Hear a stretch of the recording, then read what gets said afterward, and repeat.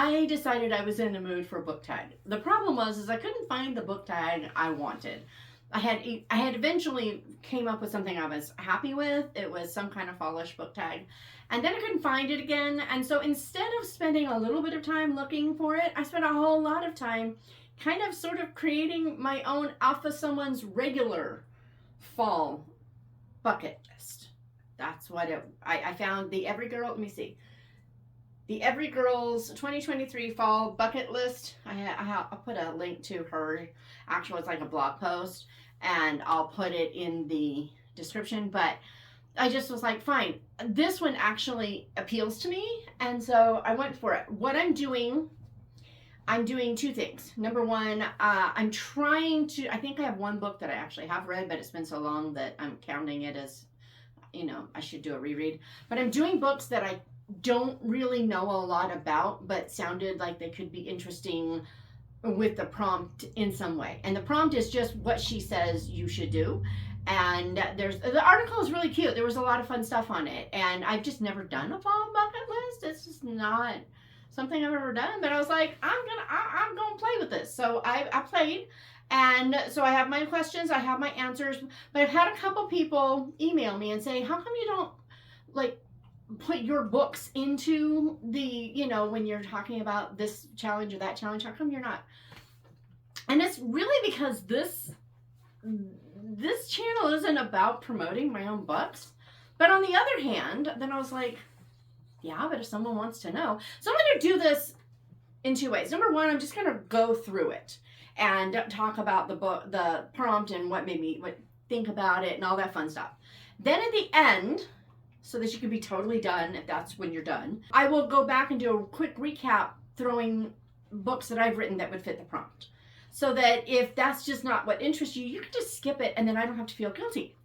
I like this. So we'll see how this goes. This may never happen again. I don't know. I mean, it's really funny. Before I had this channel, if I did a readathon, I would share my books for my readers on it. But now that I'm doing this, I don't want to do that. It's really weird. I've been that way a lot about my podcast too. So I think it's just, it's not about me, and I don't want to make it about me. And if that's the one video or the one episode that someone comes across, it's going to give a false impression about what it's all about. So I think that's what it is. So I'm putting that at the end, and you can just skip it, and that's fine. But then for those who have asked, I am, honoring the request, and so everybody's happy, right? Yeah, this means nobody's happy, but we're going with this. So this is the Every Girl's 2023 Fall Bucket List Book Edition. And for whoever you are, Miss Every Girl, I'm sorry for appropriating your bucket list, but hopefully somebody will go check out your blog, because it looks like it might be a pretty cute thing. Because most of these books I do not own, we're dealing with thumbnails. I'm just putting the little pictures up and we're calling it good. I didn't go try to cull from my shelves. I went strictly with what sounded like it fit. So it's hard because it's like everybody is turning, they romanticize autumn, right? So everything is like romantic, and I'm like, okay. We're gonna make this work, guys. We're gonna make this work. So the first one is give your home a cozy makeover. So I went for, and I've even got myself a nice little list of things here so that I can find it again later. It's Heart Restoration by Regina Red Merrick. I talked to her on my podcast a couple months ago, I think. And when we were talking about her other books, she mentioned this series, and it's Renovations Inc. Book 1. So the whole series is about renovating and restoring and family relationships. It sounds like I think it's kind of women or romantic women's fiction, maybe. It's women's fiction of some kind. So Heart Restoration, the Renovations Inc. Book 1, says, for interior designer Lisa Reno, now we get the renovations, things go from bad to worse when her contractor brother falls off a ladder and breaks his leg. Now she has to deal with the past coming back to haunt her, an old house with a corpse in the creepy cellar, and her best friend trying her best to fix her up with any man that moves. Okay. I need to read this book. Any man, that's great. I don't know why that's cracking me up, but it is because reasons. So, okay, that's heart renovations. And then number 2 is, okay, make a new fall drink. And I know she's trying to get you away from pumpkin spice latte nonsense. Down, doggy. I had a hard time, but I was trying to find something, again, there. I mean, you have Angela Ruth Strong's Mug of Mayhem, and a latte murder or something like that I've showed a couple times, and but I was trying to go for something I didn't have, right? So I went looking, and it wasn't easy. The answer is no. You should ask the kids. When mom says no, that's no. You're not going to go bark. Get up there and lay down. So, do you need me to move the pillow? No, you're small enough. You good. So, finding something that was hard because I wanted to do Hope for the Holidays by Kathy Swanson. But A, I own the book, and B, that's holidays, not autumn. And I'm like, so I didn't, but I was really trying to go for something with a cup on the cover in some way. And I found one. I don't know anything about this author. I've never read her. Melissa McClone. Does anyone know Melissa? I don't know her. But A Cup of Autumn, it's a Silver Falls. It's number 3 out of 4. I'm almost wondering 3 out of 4, and the third one is Falls. A Cup of Autumn. I'm thinking these are seasonal. This is just a guess. I'm not going to go look. So yeah, when elite university professor Keaton Andrews walks into a meeting with the dean, he expects to hear that his tenure application is on track. No. Instead, his beloved department is cut. Regrouping in Silver Falls with family seems like his best option. One morning, he takes a risk and orders a pumpkin spice latte from the beautiful barista at the local coffee shop. Oh dear. Too bad she doesn't seem to find him nearly as intriguing as she finds her. Oh dear. I did make sure these were clean, right? Let me look. I might be... Slice the Sour Cup of Autumn, the Christmas window. Yeah, this is clearly a seasonal series. No, you're not going outside, so you just go. I'm pretty sure this was listed under clean somewhere. I'm sure it was. But, and if Pepper Basham was writing it, I wouldn't be blinking, so there's that. But when Rain is involuntarily put in charge of organizing the town's Halloween bash, Keaton jumps in to help, and it's not long before the sparks and kisses fly. Okay, I know most people are like, it's just kisses, deal with it, Shatona. But I get nervous when they start mentioning kisses in descriptions because I'm like, But we will see. I think this is, I think I found it under clean something. I'm thinking it's clean and I'm just being paranoid. We're going with that, okay?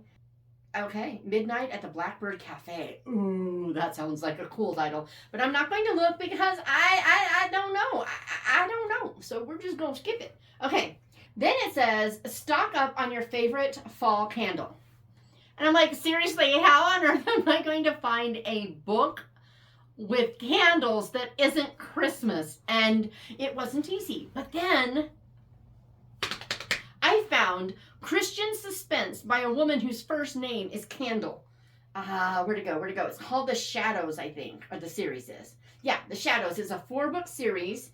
And from book 1, it's not the first time she's fled for her life. When an armed assailant breaks into her home, geneticist,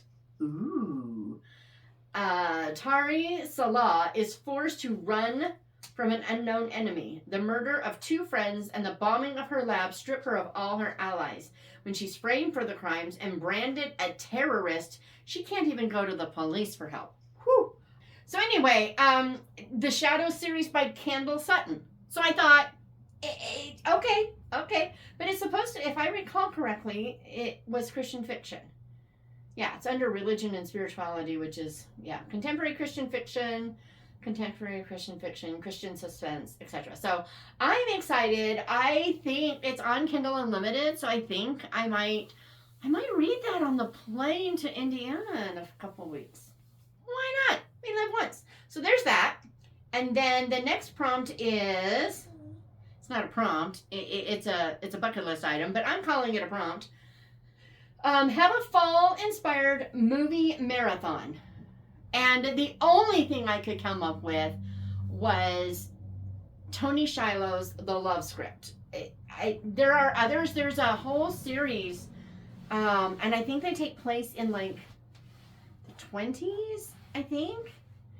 There's a whole series of Hollywood-inspired books that I just found out about a couple years ago. Couldn't find them to save my life. If you know what I'm talking about, let me know. I'm not talking about Stephanie Lansom's In a Far Off Land or Codename Edelweiss, but those would work. But I've read those, so I didn't choose those. But I'm looking for fun stuff, for me too. So I chose not to. I have not yet read The Love Script. Tony wrote it, so I will read it because I love Tony, and she's just, we've worked together so much for so long that I'm like, even if I didn't think I'd like it, and this sounds amazing, but even if I didn't think I'd like it, I don't care. Tony wrote it, and she will probably prove me wrong because Tony. So this is a Hollywood hairstylist. She loves making those in the spotlight shine, but prefers the anonymity of staying behind her stylist chair where no one notices her. But when a photo of, and her name is Nevaeh, and a Hollywood A-lister Lamont Booker goes viral for all the wrong reasons, her quiet life becomes the #1 trending topic. And so, I mean, come on, movie, the whole 9 yards. I thought that fit for, I don't even know what time of year this thing takes place. I don't know. It doesn't matter. It's the only thing I could find and think of and know for sure. Take your work outdoors. This was hard. This was really hard. Now, technically, I own this book. It's the only one I could think of that I haven't read. And so I had to go with haven't read instead of don't own. So I could have gone and got it, but I decided not to because that's not what this is about. I'll just show a picture. It's All That Fills Us by Autumn Little. I thought about All That We Carry by Erin Bartels, but I have read most of that. And so there's that. I decided, no. So take your workout outside. All That Fills Us is about a gal who has battled anorexia for a long time and goes on a long hike to try to work through mentally some of the things that she's had to deal with. So there's that one. Okay. Then the next was Invest in the Perfect Cozy Sweater. And I just saw, if I can find it again, I just saw a cozy sweater that I almost bought and I may still buy. So if I can find it, I will show that too, because why not? Show me your favorite sweaters. Of course, I don't think YouTube lets you put links below. That's really sad. You could email them to me. I won't complain. But yeah, I love a cozy cardigan especially. They're like my favorite. But invest in the perfect cozy sweater. So for perfect cozy sweater, I went with The Unlikely Yarn of the Dragon Lady by somebody. It's Mondragon something. Nope, that's All That Fills Us. Is it Sharon or Shannon? Sharon Mondragon. Sharon Mondragon. Oh, I should put Autumn Little's interview in the description. But anyway, so The Unlikely Yarn of the Dragon Lady. I'm thinking yarn knitting sweater. Done.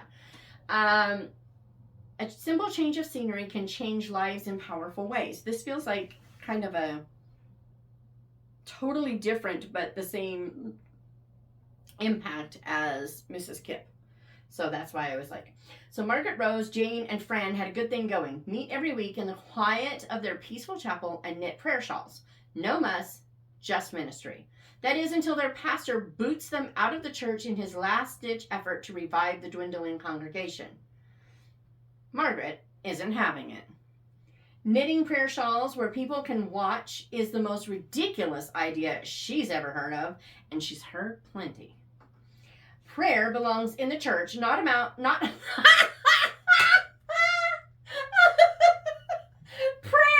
belongs in the church, not out among the heathen masses.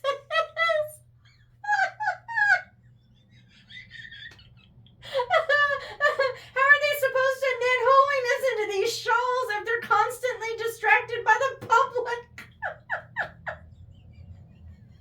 You probably can't even hear me. Oh, goodness. Deep breath. the others embrace the challenge. They pack their knitting bags and drag Margaret, grumbling the whole way, to the mall with them. She can't wait to prove them all wrong when it fails miserably and show the pastor that she's always knows best. I'm just going to stop right there. So technically this is another cheat because I just remembered, like this second, that I did buy this on Audible. So it is on my Audible list and will probably be listened to very soon. But I had forgotten when I did this, so I think it counts. Yeah, it counts. Huh, this is another cheat. I forgot that I own this too, even though I shouldn't forget. I mean, I own them all, I think. Anyhow, start a spooky book club. And I feel like everybody needs to read scary books. I'm going to show you Lorna's t-shirt because it's super cute. Because read scary books. Because books. But start a spooky book club. So I was like, the Thursday Murder Club. Duh. I want to read that book. And I think that's what I did. I think I got so focused on, yes, I still need to read that series. And so I was completely focused on that and whatever. But there's also the mayhem. You could seriously have a Jamie Jo Wright book club where you just read her books and talk about her books. It would take you half a year, or almost a year now. I'm just saying. I'm just saying. So there's that. But yeah, start a spooky book club. And I went with the Thursday Murder Club by Richard Orman. I think it is Osman. Every time, if I say one, it's the other. I am unable to get it right the first time. But in this one, oh my goodness. These are some seriously popular books. I'm used to seeing books that have between, popular books that have between 500 and 10, 15,000, maybe 20,000 reviews. This thing has 136,424 reviews as of this moment. They'll probably have another review in 32.4 seconds. Sheesh. Okay. 4 septuagenarians with a few tricks up their sleeves. A female cop with her first big case. A brutal murder. Welcome to the Thursday Murder Club. And it is just a bunch of retired folks who get together to try to solve cold cases, and then boom, they get thrown into an actual case. Okay, next up is eat seasonally. And that was a kind of a fun thing. Fall bucket list, you don't think of them going, hey, what's seasonal? Just eat that for a week or so. And I was like, that's kind of a cool thing. But the minute I heard it, I remembered GretchenLouise.com, Gretchen, she has recommended for years Valerie Comer and especially the urban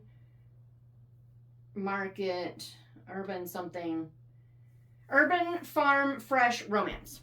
Okay, so here we go. I think that's why I haven't read them yet, because when it just screams romance, I tend to push it off until I'm in the mood, which doesn't happen very often. But I decided this is the perfect time. It's Secrets of Sunbeams, and there are sunflowers all over the cover, which either screams summer or fall to me. So I think this gal is wearing a sundress, so I'm thinking this is probably supposed to be summer, but I suspect that the series will have, quite a few other things. But so it's about the Urban Farm Fresh Romance series. These urban farming stories explore what a city neighborhood focused on local food might look like, raising goats, chickens, and bees in the heart of the city while sharing food projects and engaging in each other's lives. Oh, and falling in love. Okay, I could probably get behind this. Notice that and falling in love is just kind of an afterthought. Maybe it's that way for the whole series. I'm definitely going to try it. It's on Kindle Unlimited, so I will probably make that a priority pretty soon. Because why not? I can try one. If it's not for me, that's okay. But Valerie, I do know, is a great writer. So there's that. I don't remember what I've read of hers, but I have read something of hers. And, I think it was A Christmas Story. Anywho, then it was change up your beauty routine. Guys, I had no idea what to do for this. I searched and searched and searched. I looked for Esther retellings. There is Sarah Monzon's The Esther Paradigm. And I was like, well, maybe that's something that would work, but I didn't know and I couldn't really tell. I was having such a hard time. And then I remembered, and so this was the first I'm aware of this cheat that I have. The Girl of the Limberlost. In The Girl of the Limberlost by Jean Stratton Porter, this girl is a fabulous violinist, and she's going to move into town, and so the mom has been living out there. She's all weather beaten. She's all just what she's put her body through physically shows in her skin and her face. So she does this thing. I remember tansy being one of the things that she used, but she created this paste and put it all over her leathered face, if you will, put it all over it, and then just scrubbed, down into a couple of layers of skin and got it all off, and then just soaked it full of, really nourishing things for her face. And then, people didn't recognize her because, her skin was not as beat up as it had been. So that's what I thought of. That's what I went with. But, you could always just read the Book of Esther, because why not? That counts. So anywho, there was that. And then plan a fall-themed date. This one was also hard. I could have used the Cup of Autumn or something. That clearly would have worked. But then I'm using the same one twice, and that wasn't any fun. So instead, I went with... I have no idea if this is a autumnal. But I decided that it deals with yarns and stuff, and knitting, crocheting, etc. And so because of that, I decided, why not? It might fit with the fall. They're wearing fallish clothes on the cover, so there's that. So I went for Hooked on You, a Maple Falls Romance by Kathleen Fuller. Maple Falls is probably what made it show up, but it is a super cute cover, so there's that. She never wanted to come back. He never wants to leave. The town of Maple Falls has plans for them both. Riley McAllister is living the dream in New York City. This already screams Hallmark, doesn't it? I mean, if the dream means being a struggling mixed media artist, part-time food delivery driver, and having a carefully curated social media to hide all of the above. Okay. So you didn't let myself read these synopses on most of these. She refuses to admit defeat and move back home to small town Maple Falls, but when her grandmother breaks her leg sliding into third base during a softball game, she was safe, by the way. Okay, that's enough. I don't need any more. She's going to open or run a yarn shop of some sort. So Hooked on You. I knew it was going to have something romantic because it's a date, right? And so, because date. So there's that. Then the next one was make your favorite fall recipe from childhood. And that, again, was going to be really hard because how do I know? But then I remembered, and technically, some might call this a cheat, but I'll bet it's on NetGalley. So there's that. You go to NetGalley, you might be able to get it. But The Divine Proverb of Streusel by Sarah Brunsvold, who wrote The Extraordinary Deaths of Mrs. Kipp. It's about a gal who cooks her way through her family's German cookbook to deal with whatever's going on in her life. Among her late grandmother's belongings, Nikki finds an old notebook filled with handwritten German recipes and wise sayings pulled from the Book of Proverbs. With each recipe she makes, she invites locals to the family table to hear their stories about the town's history, her ancestors, and her estranged father. What started as a cathartic way to connect to her heritage soon becomes the means through which she learns how the women before her endured with the help of their cooking prowess. Nikki realizes how delicious streusel with a healthy dollop of faith can serve as a guide to heal wounds of the past. So I had to because cooking and family and yes. So there's that. And finally, last but not least, it was something about a picnic. Have a fall picnic. And so that was tough. I was like,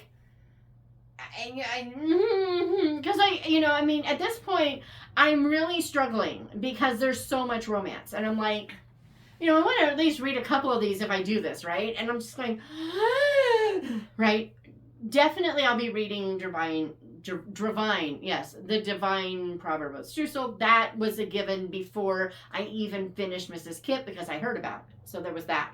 But then I found one. And this may not count, but I'm counting it because I can. So, Potluck and Pandemonium, A Sweetwater Springs Southern Mystery, Book 1. That's why I chose it over a couple of others that had picnics. I'm like, This one was a book 1, so I went for it. And, guys, oh goodness. I'm going to read the whole thing because I was cracking up. I did actually read this one because I was trying to find out if there was a... Yes, there is a picnic. Okay, that's why. Okay, I remember now. So there is a picnic in this. Okay. Recently widowed, Glory Harper needs a fresh start. After her investigation into her husband's suspicious death in Texas stalls, she decides the best way to begin moving forward with her life is to pull up stakes and head back home to Alabama. But when Glory stumbles over a body in the graveyard during a church picnic, she finds herself at the top of the suspect list, which isn't surprising since the murder weapon is engraved with her initials. Looks like this murder has her name written all over it. Glory decides to put her mystery-solving instincts to work and help her brother, a detective on the local force, prove her innocence. But when his new boss, the hunky Hunt Walker, steps in and takes over, Glory can't seem to stay out of hot water. And it's getting hotter by the minute. Can Glory find the killer before another dead body is found? This fun, cozy mystery is full of lovable characters and a small town you can't help but fall in love with. And don't miss out on the great recipes at the end of the book. So those are 12 bucket list books and prompts and all the fun stuffness that I did thanks to the Every Girl. And now I'm going to go back through these really fast and just point out books that I've written that could fit these prompts. I'm just going to go through it and not make promises that we both know I can't keep. All right. So number 1 was Give Your Home a Cozy Makeover. So I decided that the best one for this is my Aggie series, Ready or Not, especially. There's a lot happening in it that is all renovating a house while trying to... So let me start back. In Ready or Not, Aggie is a recent college graduate, and she has assumed guardianship of her 8 nieces and nephews when her sister and brother-in-law die. And so we're talking infant up to 12. And she's overwhelmed. She doesn't know a lot about small children. She hasn't spent a lot of time with it. But yeah, so she has to try to figure this all out. And she's dealing with basically a mother-in-law. Her sister's mother-in-law, who is a piece of work. And so it's just a big nightmare. And so she moves out of the home that they already had into a fixer-upper, and it needs lots of work. And so that the whole thing is getting renovated. But so Aggie, because renovation. All right, number 2, Make a New Fall Drink. I went with Corner Booth because the entire book takes place almost. I mean, they're not in the coffee shop in there. It's the Fiddle Leaf Cafe. And basically, and I think it starts in fall, I think. Gal goes in on a rainy day, and there's a line for booths and, to get a seat. And she sees a guy that looks like he might be finishing up. It's clear he's done with his meal or almost done. So she goes over to him and asks if she can sit with him so that she doesn't have to wait in line because she doesn't have time. And he lets her, but then he stays and he doesn't talk to her at all. And so she finds out that he's there every week. So she goes back the next week because he's paid for her lunch. So she goes back next week. She wants to, and then she goes back every week after that. So there's a lot that takes place in this coffee shop. And, there's hot chocolate and coffee and all the stuff that happens there. But there's a cup on the cover, which is why I went with that one. All right. And then stock up on your favorite fall candle. For this, I went with Past Forward because in Past Forward, Willow Finley has grown up on a kind of a hobby farm with her mother and she's never interacted with other people except the tax guy that comes to help her mom with taxes every year. That's it. She has no interaction with anyone but mom until she's 23 and mom dies. I mean, that's not really a spoiler because that's where it opens. It actually opens with her walking into the police station saying, my mother's dead. Where do I go? What do I do about this? Because she just doesn't know. But in that, they have electricity, they can flip it on, but they've chosen to live without electricity, so they make their own candles. It's a very cottage-core, farm core kind of book. So, but it's a serial novel broken into volumes. So the end of one, it ends in a reasonable place, but not in a resolution place. So each one are like that. Book 4, you can technically end and not read anymore if you wanted to, but up through book 4, you're not getting all the resolution until the end of that one. But that one also intertwines, the stories overlap and interweave with the Aggie books. So there's that. There's a family relationship with other characters in both, so there's that. Okay, then, what is it? New fall drink, fall candle. Okay. Have a fall-inspired movie marathon. And this one was easy for me. It's actually what made me go, yeah, I probably should do a, what about my books? Because I just thought, boom. And so this is what made me decide to go this route. So in Random Acts of Shyness, the sister kind of speaks in movie-ese. They were missionary kids whose mom was convinced that they needed cultural literacy, so every time they came home on furlough, she like inundated them with all the movies, all the experiences, made them go to homecoming dances. I mean, the whole 9 yards to make sure that if they chose to come back, they would meld into society without being crazy. It didn't work. Okay, bless her heart, she meant well. But this gal she speaks in movies, and so even though it's not her story, that part of the story is in there, and it's kind of a little subplot that will become book 3 in a series. It's just not there yet. But anywho, so there's that one, Random Acts of Shyness. Basically, the actual story of that book, though, is that mission kid. He was socially awkward, and so he learned to cover it as a little kid, by sharing random animal facts. But now it's become such a habit that when he goes out with a gal, he gets nervous and he starts spouting random animal facts, and the life cycle of a dung beetle and the mating habits of chimps and mammal bladders are not exactly good first impression, first date conversations. And this actually, I don't have time to tell the story, but I have to tell the story because you'd be like, why did you do that? Well, I did it because this actually happened to me. I was sitting in Denny's at the top of his sonorous voice. This guy that we've known for years comes over, sits with me, and starts telling me all about animal bladders and how any mammal over 2 pounds, they all take approximately 20 seconds, up to 40, but no more than that, but approximately 20 seconds to empty their bladder. Elephant or rabbit, it doesn't matter, same amount of time. And it took him 20 minutes or more to tell me all about this at the top of his very sonorous voice in Denny's where people are trying to eat, okay? But then, wait, there's more. It gets better. Are you ready for this? Then he opened up the scientific journal from whence this came. And he read me the article. And he did this, he told me all about it first because he didn't think I was intelligent enough to understand the scientific journal.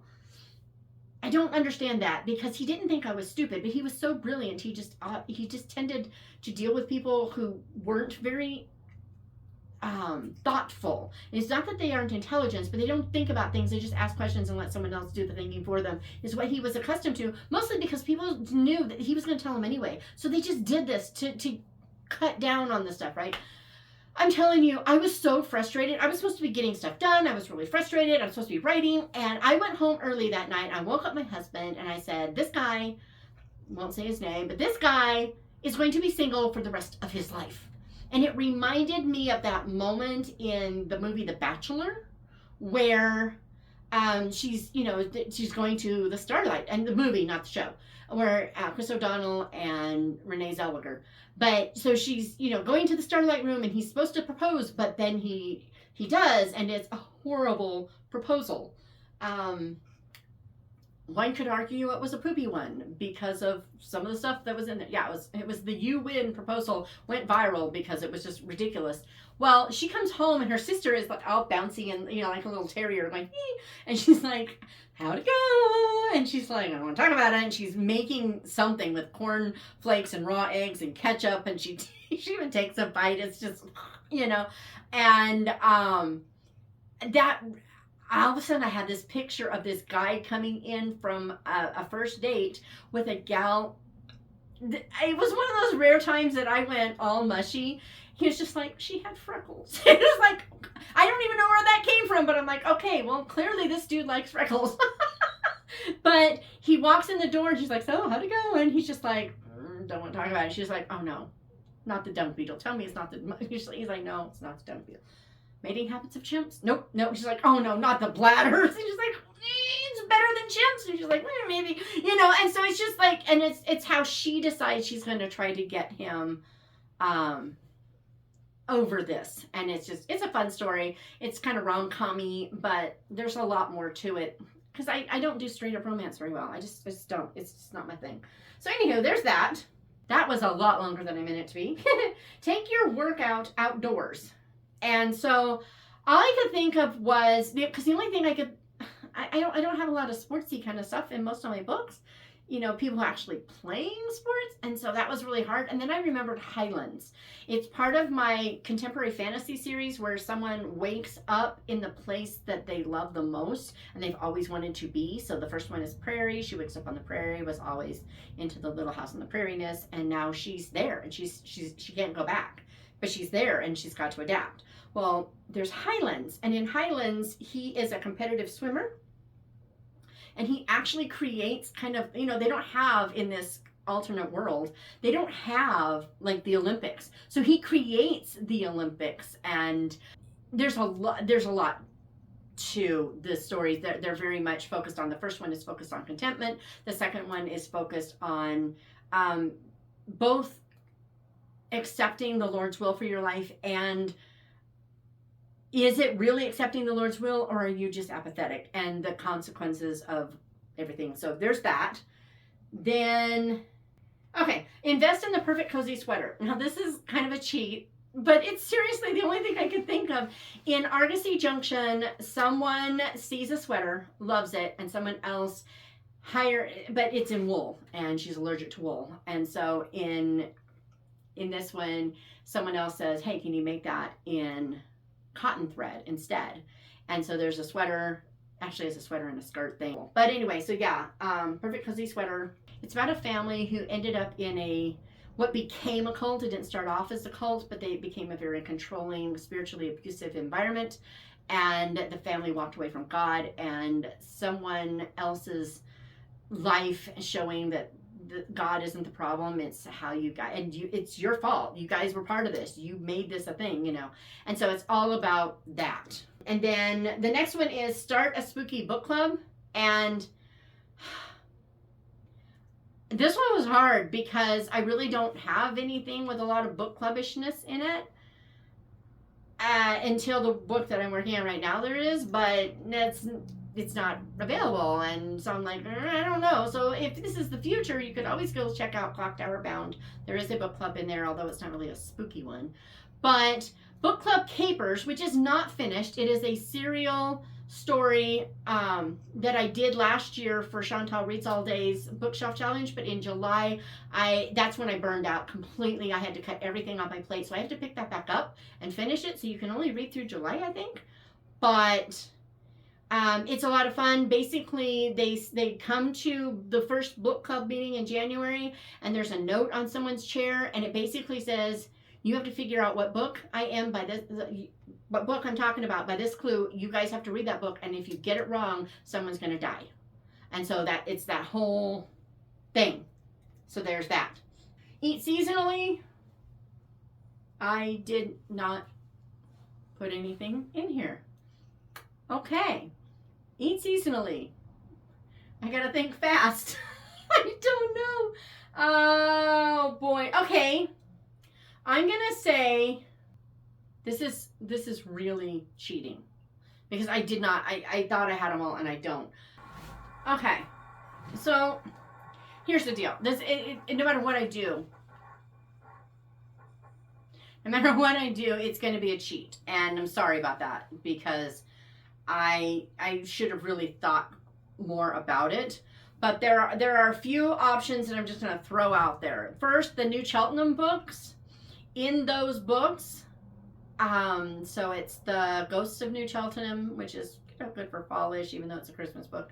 The Bells of New Cheltenham, the Shopkeeper, not the Something Borrowed, Something Blue, the Ghosted at the Altar, the Stars of New Cheltenham, the Hearts of New Cheltenham. All of those take place in this little, if you know about Solvang, California, it's like that, but English in the Midwest. So it all takes place there. It's a total tourist thing. You can't even drive the cars on the streets. And they have a farmer's market. So you could count that, because obviously that's clearly whatchamacallit. They do go to the farmer's market in Twice Old Tales. I just thought of that. But then there's obviously Fast Forward again, because she raises everything and they eat what they raise, and so there's that. They grow it all. But then I also thought about the Independence Islands books. But so the Independence Islands, one of the main characters, Benjamin, is a fisherman, and there's always lots of fresh caught fish. So it's a cheat, but it's all I can come up with. So I'm sorry. All right, change up your beauty routine. I'm going to go with the Vintage Wren. It's a serial novel. It's still in process. It's one of the things that had to get cut when everything fell apart when my mom got sick. But I am going to finish it. I just had to pare down until I'm to the point. I'm almost there. I'm still working on it now and then, but I don't want to bring it back until it's there. But you've got 4 full months. So that's 4 full books. And in there, she's trying to go green for a year because it was a challenge. And so she even starts creating her own facial care, cosmetics, etc., because she's being all greenish. So there's that for change up your beauty routine. Plan a fall themed date. I'm going with Premeditated Serendipity. Takes place in February, which is one of my main towns that my books take place in. And it takes place in fall. I think the opening line has to do with a leaf falling, so there's that. And there's definitely it's a romance plus, or it's a story that has a romance, depending on how you want to put it. Very solidly dealing with prayer and forgiveness. So there's that. And then 11, make your favorite fall recipe from childhood. I went with Oh Gracious, because in there on Thanksgiving she makes Hungarian coffee cake, which is a Scottish recipe. Don't ask me, I don't get it. But she makes Hungarian coffee cake, and it's our holiday recipe. We have it for Thanksgiving, Christmas, and once in a while on Easter. Just back when we did Easter breakfasts, we would do it on Easter. But so there's that. Oh Gracious is a gal who she's actually a physicist who decided she wanted to be a homemaker, even though she's not married. And it's her journey. She's doing canning at the beginning, so whatever, but it's kind of her story. And anywho, and then have a fall picnic. This was tough. Okay. At first, I couldn't come up with anything that I could remember a picnic from, except, again, Fast Forward. That seemed like a cheat because I've already thought of it twice, right? But then I remembered there is a picnic in the Matchmakers of Holly's Circle. And I don't remember, it's mentioned twice. There's one in the past. I don't remember if that was summer or fall. And then there's one in the present, and it might have taken place in fall instead of in winter, because it would be a weird thing to go across, because it's a little island on a lake that they go to. And it would be kind of weird to go across the lake in the winter. Not that it couldn't be done, because reasons, right? So there's that one. Even though it's technically a Christmas book, it's a Christmas book because it takes place at Christmas and deals with a Christmas mischief maker, if you will. But it's it's two different matchmaking schemes going on at once. This old guy has seen this couple, they belong together in his mind, so he makes a bet with them that they'll all play poker, and if he wins they have to go on a date. If they win, he will listen to them talk to him about Jesus for an hour, and then they discover that he's a good player and she's not. But and so it's two different matchmaking schemes, him with Jesus, them, and all the funness that goes with that. So matchmaker of Holly Circle, or I feel like there might be a picnic in Not a Word, but I didn't look it up. Not a Word is probably my best book, I think. It's one of the most important books I think I've written. It's very dear to me. It's the story of a young girl she's grown up in the church, and you know, I saw this happening a lot when I was a kid, and then when I had kids.